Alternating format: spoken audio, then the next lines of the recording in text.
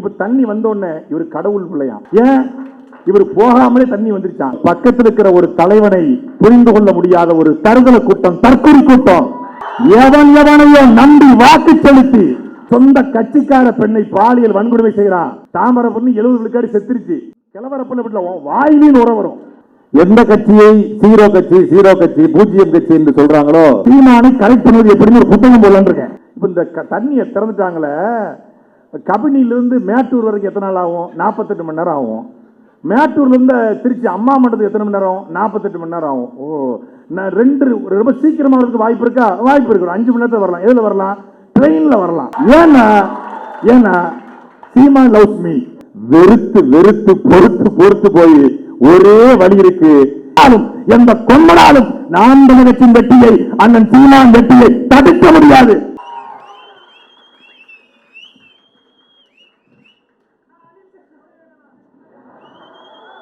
சாப்பிட்டேன். பல்லாவரத்தில் பல ஆயிரமாக மாறி மாற்றத்திற்காக கூடியிருக்கிற அனைவருக்கும், அதை வழிநடத்த இருக்கிற அண்ணன் சீமான் அவர்களுக்கும் என்னுடைய அன்பு வணக்கம். வெற்றி பெற்ற கட்சிகளில் இடத்திலே போய் கூட்டமாக சேர்வதை போய் பார்த்திருக்கிறோம். ஆனால் தோல்வியுற்ற ஒரு கட்சியிடம் தேர்தல் தோல்விக்கு பிறகு, அதுவும் 8 விழுக்காடு 4 விழுக்காடாக குறைந்த பிறகு, எந்த கட்சியை சீரோ கட்சி பூஜ்ஜியம் கட்சி என்று சொல்றாங்களோ அந்த கட்சியில ஆயிரக்கணக்கான இளைஞர்கள் இணைய முடியுமா? ஏன் இணைகிறாங்க அப்படின்னு ஒரு கேள்வி இருக்கு. இந்த இணைஞ்சவங்க எல்லாருமே மே 5ஆம் தேதி வந்து இணைஞ்சிருந்தா கூட எதுக்கோ இணைகிறாங்கன்னு சொல்லலாம். 2 மாசம் கழிச்சு ஏன் இணையணும்? 2 மாசம் கழிச்சு ஏன் இணைங்கிறதுக்கு கார்த்திக் சொன்னாரு. வெறுத்து பொறுத்து போய் ஒரே வழி இருக்கு. இங்க இருக்கிற எல்லா பிரச்சனைக்கும் ஒரே தீர்வு, அது செந்தவரன் சீமான் என்கிற தீர்வு என்று.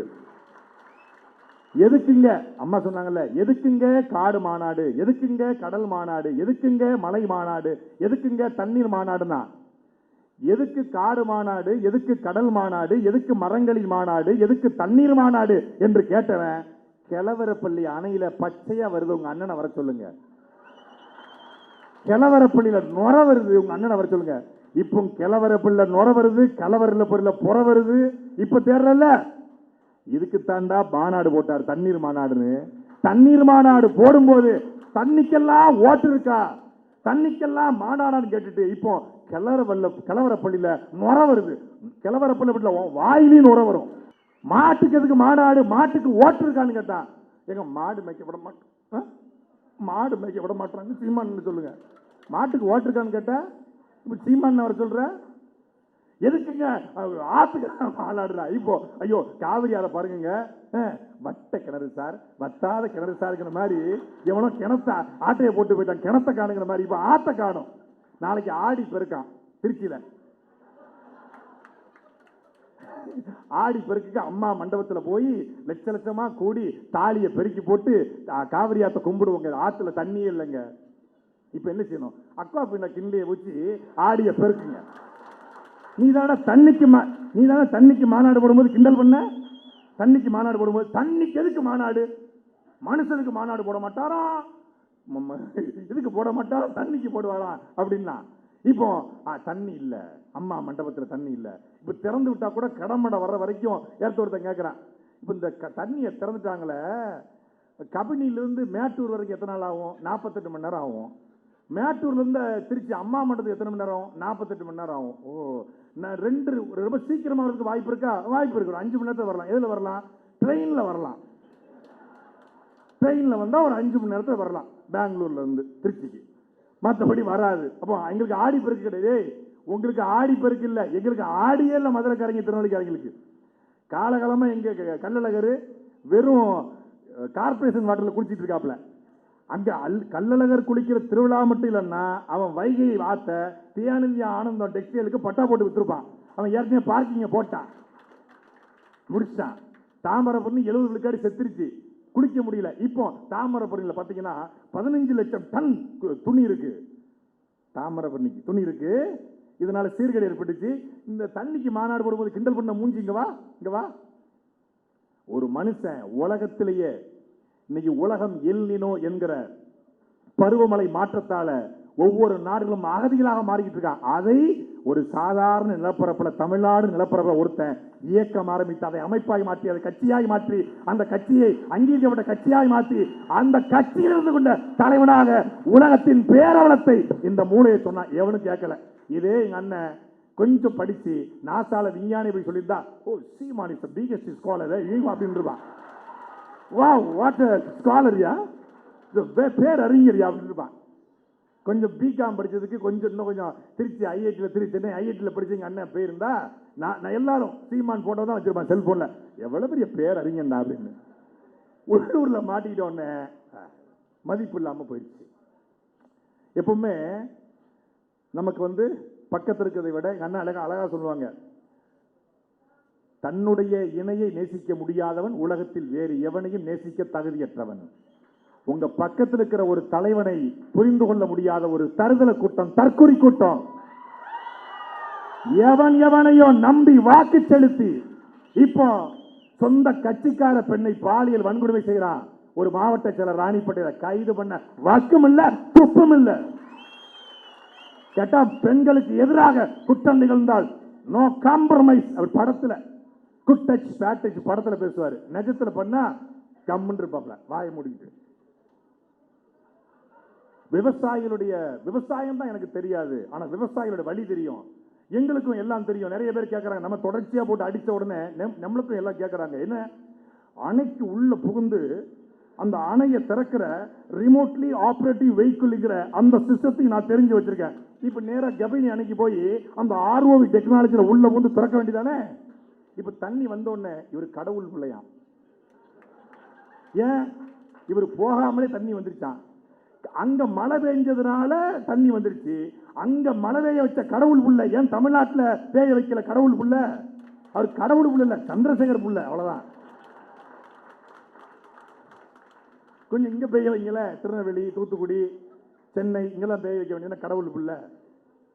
திறந்து அங்க இயற்கையில கேரளாவிலையும் கர்நாடகாவிலையும் மழை பொழிச்சதுனால தண்ணி வருது, அவ்வளவுதான். அது எத்தனை நாளைக்கு வரும் தெரியாது. இதை பேசுவதற்கு துணிவு தெம்பு திராணி இருக்கிறதா? கிடையாது.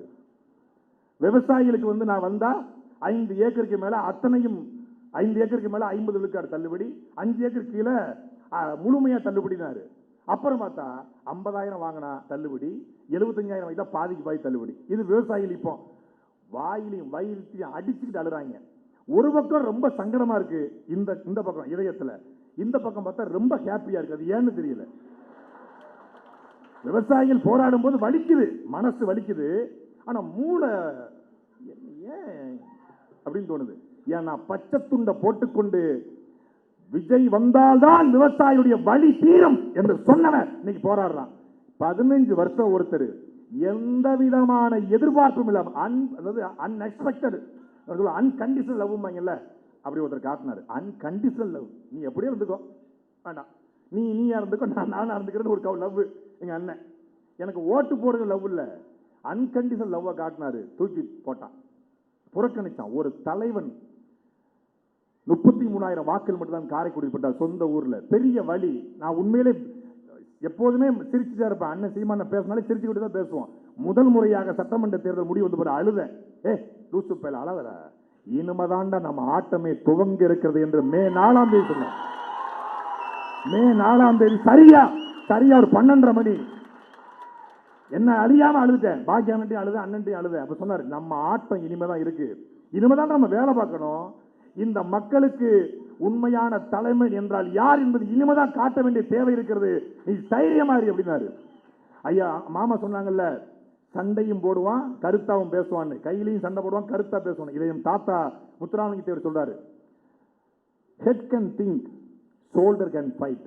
Head and shoulder combined rule. புஜபல பராக்கிரம் உள்ளவனால் சண்டை செய்ய முடியும், அறிவாளியால் சிந்திக்க முடியும். இந்த ரெண்டும் இருப்பனால் மட்டுமே ஆட்சி அதிகாரம் செய்ய முடியும். தமிழ்நாட்டில் அப்படி ஒரு தலைவனை சொல்லுங்க. அறிவாளியாகவும் வீரனாகவும் இருக்கிற ஒரு தலைவன் தமிழ்நாட்டில் அதிமுக இருக்காங்களா? திமுக, காங்கிரஸ்ல, பிஜேபியில, தாவேக்கால ஒருத்தங்க கூட இல்லை. அறிவாளியாகவும் வீரனாகவும் இருக்கிற ஒரே தலைமை, ஒரே தலைவன் நம் அண்ணன் செந்தமிழன் சீமான் மட்டும்தான். காலம் கொஞ்சம் நம்மளை தள்ளி விட்டுருக்கு, அவ்வளவுதான். ஆனால் அண்ணன் சீமான் சொல்வது போல நம் வெற்றியை தடுத்திருக்கிறான், ஆனால் நம் வெற்றியை தள்ளி போட்டிருக்கான். தடுக்க முடியும் எவனாலும், எந்த கொம்பனாலும் நாம் தமிழர் கட்சியின் வெற்றியை, அண்ணன் சீமான் வெற்றியை தடுக்க முடியாது. தள்ளி வச்சிருக்கிறோம், அவ்வளவுதான். 2031 களத்தை இங்க யோசிச்சு பாருங்க. 2 மாசம் ஆட்சிக்கே அம்புட்டு பேரும் வாயிலையும் வயிற்றையும் அடிச்சுக்கிட்டு கதறிக்கிட்டு இருக்கான். ஓட்டு போட்ட பல பேரு எங்க ஊரை சொல்லுவாங்க கோழி குன்னி உட்கார்ந்துச்சுமாங்க. அப்படி தமிழ்நாடு குன்னி உட்கார்ந்துருக்கோம். மெல்லவும் முடியல சொல்லவும் முடியல அப்படிங்கிற மாதிரி ஐயா வைரமுத்து சொல்லுவாங்க, வயிற்றுக்கும் தொண்டைக்கும் நடுவே உருவம் இல்லாத உருண்டை உண்டு உருண்டு கொண்டிருந்தாரு. அது மாதிரி தமிழ்நாட்டில் பல பேருக்கு உருவம் இல்லாத உருண்டை உண்டு உருண்டு கொண்டிருக்கிறது. இது வரைக்கும் வருது சொல்ல முடியல. அப்படிங்கிற மாதிரி நெருக்கடியான நிலையில தமிழ்நாட்டை கொண்டு வச்சிருக்கான். அந்த நெருக்கடியை போக்குற ஒரு இயக்கம், ஒரு கட்சி, ஒரு பேர் இயக்கம், அது நாம் தமிழர் கட்சி. இணைந்திருக்கிற ஒவ்வொருவரும் கார்த்திகேயன் சொன்னாங்க, நான் கட்சியை விட்டு நீக்கினாலும் நான் நாம் தமிழர் கட்சி. என்னையெல்லாம் 2 முறை நீக்கிருக்காங்க. நான் நீங்க நீக்கினா தான் நாம் தமிழர். நாங்கெல்லாம் ஏற்கனவே நீக்கியும் நாம் தமிழர். பாசு, நீங்க படிக்கிற ஸ்கூல்ல நாங்க ஹெட் மாஸ்டர் பாசு. நீங்க எல்கேஜி நாங்க பிஹெச். 2 முறை சாட்டை துறைமுருக்கும் கட்சிக்கு சம்பந்தம் இல்ல, 2 முறை சாட்டைக்கு கட்சி சம்பந்தம் இல்ல. ஆனாலும் ஐ லவ் சீமான். ஏன்னா சீமான் லவ்ஸ் மீ. அதனால அதாவது எண்ணிய கட்சியை விட்டு தூக்கலாம், ஆனா அண்ணன் தம்பி உறவை உலகத்துல எவனாலையும் முடிக்க முடியாது. கட்சியை விட்டு நீக்கிட்டாரு அண்ணன். நம்ம கொஞ்சம் சாட்டை கொஞ்சம் சேட்டையும் பண்ணும்ல, நீக்கிட்டாரு. நீக்கின ஒரு குரல் பதிவு, ஒரு செய்தி வருது இரவு நேரத்தில். நான் ரொம்ப டென்ஷனா இருக்கேன், அண்ணன் கிட்ட கோச்சிக்கிட்டேன் அப்படி அந்த மோட்ல இருக்கேன். ஒரு செய்தி, உங்கள் அண்ணன் உங்கள் மீது கோபப்பட்டிருக்கிறார். அதாவது உங்க அண்ணனுக்கு உங்கள் மீது வருத்தம் தான், கோபம் கிடையாது. உங்களுடைய காணொலியை பார்த்து இரவு முழுக்க அவர் தூங்கவில்லைன்னு ஒரு பதிவு.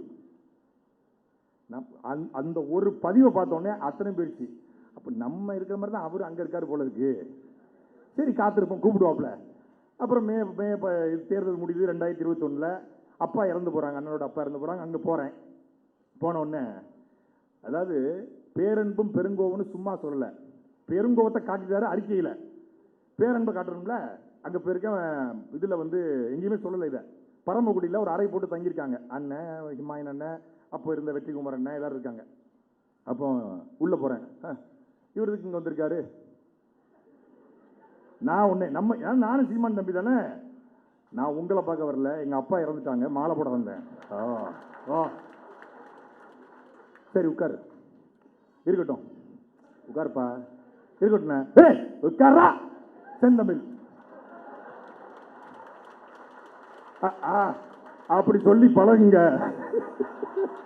அப்படின்ட்டு உட்கார்ந்த உடனே அதுக்கப்புறம் என்ன பொறுப்புல இருந்தா இளைஞர் பாசுறேன், கொள்கை பொறுப்பு அறிவிச்சு பிள்ளை போய் வேலை பார்க்க சொல்லு, போய் வேலை போ, ஒழுங்கா பேசு பாண்டே.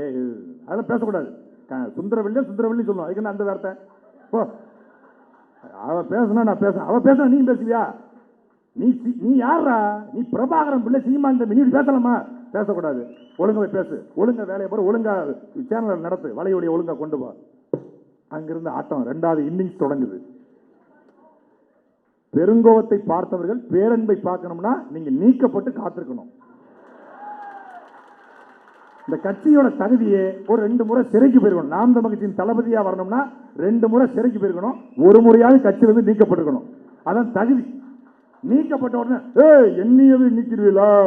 நாங்க யார் தெரியுமா? நான் கட்சிக்காக உழைச்சிருக்கேன், நான் இல்லைன்னா கட்சியே இல்லை அப்படின்னா முடிஞ்சிச்சு கதை. ஓஹோ, அப்ப இந்த பையன் நீக்கினாலே இவ்வளவு சேட்டை பண்ணானே, நீக்காம எவ்வளவு சேட்டை பண்ணிருப்பான். அவன் சொன்னது பூரா உண்மையாயிருது. இப்ப நம்ம வீட்டுல மனைவி நம்ம மேல கோச்சிக்கிறான், எதுக்கோன்னு கோச்சிக்கிறான், பொய்யா நினைச்சு கோச்சிக்கிறான்னு வச்சுக்கோங்க. இப்போ நம்ம உண்மையானவன் நிரூபிக்க நம்ம அவளோட வாழ்ந்து காட்டணும். நம்ம அவளோட விலகிட்டோம்னா அவள் வைத்த குற்றச்சாட்டு எல்லாம் உண்மையாயிரும். ஏதோ ஒரு காரணத்துக்காக கட்சி நம்மளை நீக்குது அப்படின்னா, நான் உண்மையானவன, நான் உன் தம்பின, உன்னை விட்டா எனக்கு வேற அரசியல் என்ன, நான் அரசியலை பார்த்து நாம் தமிழ் கட்சி வரலன்னு, நாம் தமிழ் கட்சியை பார்த்து தானே அரசியலுக்கே வந்தேன் என்று காட்ட நாம நிக்கணும். கட்சியில் இருக்கும் போது 10 மடங்கு வேலை பார்த்தோமா, அண்ணன் சீமான் கோவப்பட்டா நான் 20 மடங்கு 2 நாள் திடீர்னு பேச மாட்டாப்ல, அப்பதான் நான் பரபரப்பா வேலை பார்ப்பேன். எப்படி இவரை கவர் பண்ணலாம், இந்த வீடியோவை போட்டா இவர் எப்படி லைன்ல வருவார், போடுற வீடியோவை அப்ப பாரு நல்லா பேசுவேன். அன்பான தமிழக முதல்வர் அவர்களே அப்படின்னு மரியாதையா பேசுவேன். மரியாதையா பேசுவேன். இது சிறப்பா வந்திருக்கு, இப்படி கொண்டு போங்க அவர். இப்ப வந்தீங்கல்ல லைன்ல, இதெல்லாம் அண்ணனை கரெக்ட் பண்ற மெத்தடு. நல்லா வேலை பார்த்தா, நீ நல்லா பேசுனா, ஒழுக்கமா நடந்துக்கிட்டா, ஒழுக்கமா பதிவு போட்டா, ஒழுக்கமா வீடியோ போட்டா, ஒழுக்கமா ரீல்ஸ் போட்டா, அண்ணன் தேடி நீ போண்டா, உன்னை தேடி அண்ணன் வருவாரு. அவ்வளவுதான், சிம்பிள். அவரை கரெக்ட், சீமானை கரெக்ட் பண்ணுவது எப்படின்னு ஒரு புத்தகம் போடலான்னு இருக்கேன். ஆத்தர் என் பேரை போட்டு நல்ல வியாபாரம் ஆகும். ஏன்னா நான் தான் ரொம்ப அடி வாங்கியிருக்கேன். நீங்க முகம் சிகப்பா இருக்கீங்க, மண்டை முழுக்க புண்ணா இருக்கும், நிறைய அடி வாங்கியிருக்கோம். அதனால உற்சாகமாக விளை வைப்போம். இந்த காலகட்டம் நமக்கான காலகட்டம். கிட்டத்தட்ட 50,000க்கும் மேற்பட்ட மாவீரர்கள் உயிரிழந்திருக்காங்க. 1.5 லட்சம் தமிழர்கள் உயிரிழந்திருக்காங்க. எதுக்காக? இந்த கனவுக்காக.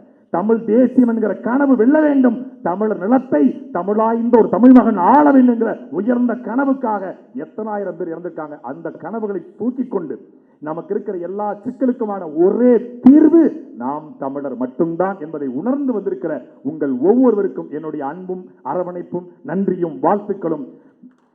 மீண்டும் ஒரு களத்தில் சந்திப்போம். நாம் தமிழர், தமிழ்தாய் வாழ்க, தலைவர் பிரபாகரன் வாழ்க.